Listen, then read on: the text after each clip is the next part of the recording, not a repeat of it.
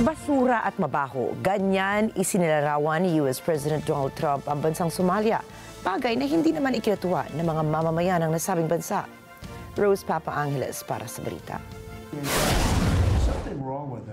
Nagtatakbuhan at nagpapatayan. Tuligsa ni Pangulong Donald Trump sa Somalis. Sinabi niyang ayaw ng US na manirahan sila sa Amerika. Ang pahayag na ito ng Pangulo ay kasunod na panibagong mga pag-atake laban sa Somali Americans matapos ang pamamaril ng naganap sa Washington kamakailan. Iyon man isang Afghan national ang kinasuhan kaugnay ng nasabing pamamaslang sa kabisera ng bansa.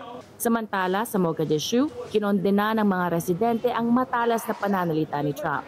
Anila hindi marapat ang mga salitang ginamit ng Pangulo. Trump dawlo madaxweyne ka yahay anagana waddanka kala leena Soomaaliya liiraan joognaa wax shuqul isku malihin wax saameyn aan ugu mahayo hadalkiisa xataa dadka ma fahamsana wuxuu ku hadlayo marka Soomaaliya anaga Soomaali. Para sa Somalis, walang pakialam ang US President sa bansa nila.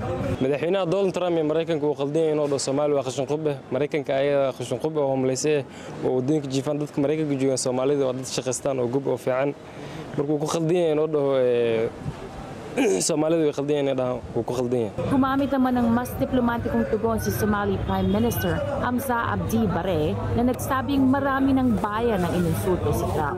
Kaya mas magandaan niya na wag na lang pansinin ang sinabi nito tungkol sa Somalia kaysa palalain pa ang sitwasyon. Rose Papa Angeles para sa Mata ng Agila International, trusted, connected, on point.